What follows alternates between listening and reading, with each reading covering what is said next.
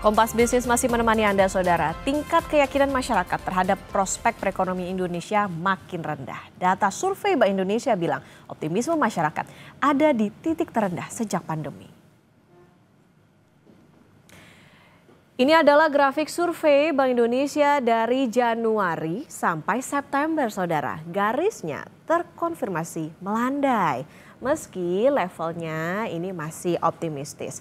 Optimisme masyarakat turun ke 115 pada September, jauh di bawah Januari yang masih 127,2. Yang menarik, Saudara, penurunan terjadi ketika pemerintah tengah gencar menguncurkan berbagai kebijakan stimulus ekonomi. Pemerintah bahkan sedang merealisasikan program-program prioritas janji kampanye. Sebagai catatan, ketika indeks berada di level 100, artinya masih optimistis. Nah, berikutnya ini adalah data rasio tabungan. 3 bulan terakhir sejak Juli sampai September, angkanya stagnan 13,7. Rasio penghasilan masyarakat yang dipakai untuk menabung ini turun dibandingkan dengan Januari yang masih 15,3.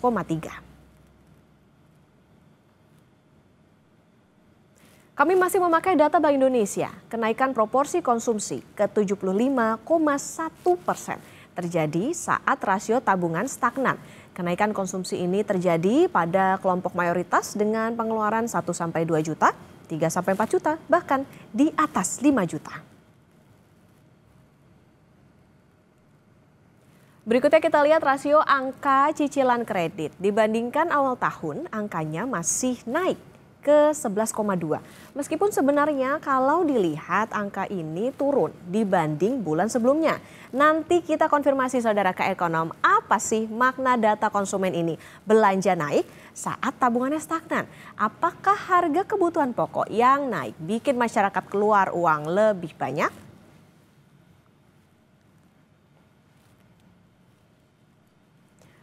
Meski data optimisme masyarakat menurun, Menteri Keuangan Purbaya yakin prospek ekonomi Indonesia masih bagus. Jadi orang tahu mau ngapain ke depan. Kalau dari saya sih bagus. Kenapa? Saya bisa ceritakan bahwa ke depan prospek ekonomi kita nggak sejelek yang diceritakan orang-orang waktu itu. Kita akan tumbuh makin cepat dan makin cepat ke depannya. Jadi untuk Gen Z kayak saya, prospek ekonomi masa depan cerah cover. Ini kan kita udah akan recover tapi belum recovery fully kan. Saya ekonominya tumbuh 6% atau lebih, baru saya pertimbangkan. Pemerintah memastikan kembali memberikan stimulus ekonomi tambahan pada kuartal 4 2025 untuk menjaga daya beli masyarakat dan memperkuat pertumbuhan ekonomi. Menko Erlangga Hartarto bilang kebijakan ini sesuai dengan instruksi Presiden Prabowo Subianto. Dan stimulus tambahan penebalan di kuartal keempat, arahan Bapak Presiden bahwa bantalan daripada stimulus tambahan itu untuk sampai dengan desil keempat atau menjangkau lebih dari 30 juta keluarga penerima manfaat, plus juga yang terkait dengan pekerja. Lantas bagaimana memaknai data survei Bank Indonesia tadi? Kompas Bisnis akan tanya ke Bima Yudhistira, Direktur Eksekutif Seleo. Selamat pagi, Mas Bima. Selamat pagi. Mas Bima, tadi kita lihat beberapa data-data. Nah, optimisme masyarakat makin turun. Padahal pemerintah tadi dikatakan geber banyak stimulus, gencar belanja program prioritas. Mismatch-nya ini ada di mana sebetulnya? Sebenarnya kalau kita bandingkan ya kepercayaan konsumen, kemudian dengan penjualan real, sama-sama dirilis oleh Bank Indonesia, itu akan terlihat jelas tuh. Bahwa sebenarnya konsumsi rumah tangga atau sebagai proksi dari daya beli masyarakat, ini situasinya memang belum membaik secara signifikan. Jadi kalau kita tarik data lebih panjang, misalnya dari tahun 2022, itu akan terlihat jelas bahwa penjualan retail atau eceran itu sebenarnya belum pulih dibandingkan dengan situasi sebelum pandemi COVID-19. Jadi ini masih panjang pemulihannya, masih fase pemulihan dan sepertinya ini tekanannya semakin berat. Jadi kalau dilihat misalnya dari subkelompok terkait dengan sandang itu atau pakaian jadi, itu juga naik turun, agak ada sedikit pemulihan tapi pemulihannya masih kecil. Kemudian kalau kita lihat yang paling anjlok itu adalah peralatan informasi dan komunikasi, itu masih minus 27,2%. Kemudian makanan, minuman, tembakau sudah mulai naik, tetapi kenaikannya masih terbatas. Suku cadang dan aksesoris kendaraan bermotor. Jadi kalau orang di Indonesia itu punya uang sedikit, dia pasti akan pergi ke leasing, pergi ke multi finance untuk kredit kendaraan bermotor. Nah ini kalau pertumbuhannya masih melambat, termasuk suku cadang otomotif, ini sebenarnya juga menjadi salah satu warning bahwa memang pemulihan daya beli terutama di kelompok menengah ini masih perlu dorongan dari stimulus. Salah satunya juga disebabkan oleh masih berlanjutnya efisiensi anggaran dari pemerintah. Jadi banyak konsumen yang membaca bahwa 2026 ini situasi dari transfer daerah yang dipangkas masih berlanjut, situasi program prioritas pemerintah yang didahulukan dibandingkan dengan belanja-belanja yang ada di daerah itu juga masih dilanjutkan. Yang artinya apa? Produsen sekarang ini dalam perencanaan 2026 akhirnya menurunkan ekspektasi penjualannya.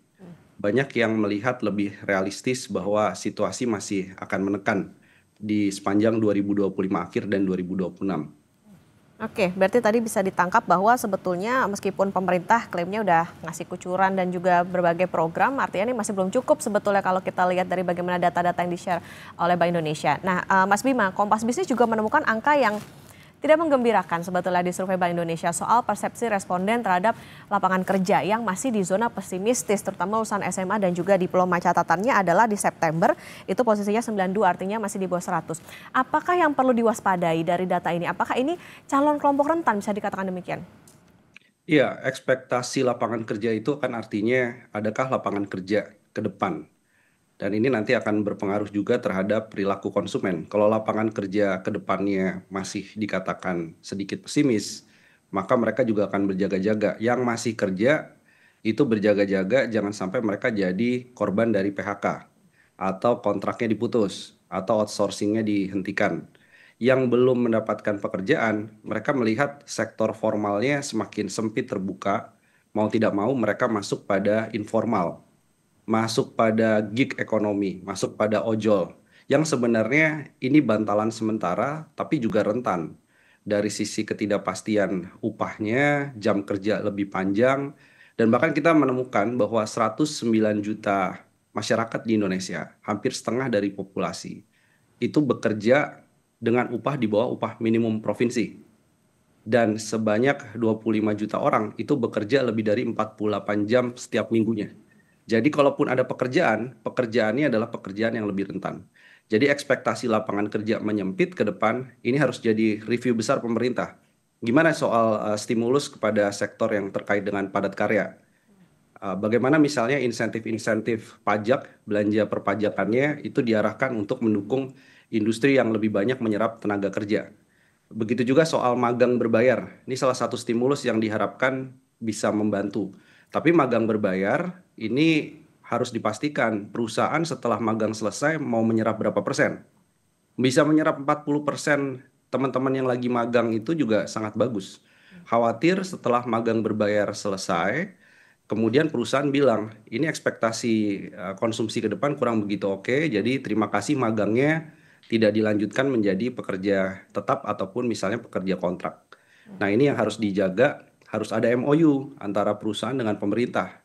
Jadi magang bisa berlanjut menjadi pekerja tetap. Ya, jangan cuma jadi formalitas doang nih program-program pemerintah, termasuk juga tadi jadi catatan, ya nggak heran sekarang masyarakat banyak yang job hugging gitu dengan pekerjaannya karena tadi kondisinya rentan. Mas Bima, kalau kita lihat tadi juga ada data yang menarik soal rasio tabungannya stagnan saat belanja masyarakatnya naik. Nah ini apa sih sebetulnya kesimpulannya? Rasio tabungan, bahwa masyarakat sekarang bukan hanya makan tabungan, tapi sebagian kelas menengah bertahan hidup itu dengan mencicil ke pinjaman online atau pinjol maupun pegadaian. Karena situasi ini juga menyebabkan antara daya beli masyarakat, ya, biaya-biaya hidupnya semakin tinggi, KPR, kemudian kendaraan bermotor cicilan, di luar dari kebutuhan pokok, tidak bisa ditutup oleh pendapatan, terutama dari pekerjaan yang sifatnya adalah tetap dan bulanan. Itu yang membuat tabungan itu stuck likuiditasnya. Yang terjadi adalah masyarakat mau tidak mau menutup gap antara biaya hidup dengan pendapatan, mereka akhirnya pergi ke pegadaian. Jadi Kita juga cukup surprise dari datanya OJK bahwa pinjol itu 2021 sampai 2025 itu naiknya 600% lebih dan pegadaian itu naiknya 60%. Ini mengindikasikan bahwa bukan lagi makan tabungan fasenya, tapi sudah makan pinjaman untuk bisa bertahan. Oke, memang ini jadi situasi yang harus menjadi catatan bagi pemerintah, termasuk juga tadi data-data ini juga mencerminkan bahwa yaitu tadi balik lagi soal bagaimana stimulus nih rasanya belum cukup begitu untuk bisa membiayai hidupnya masyarakat.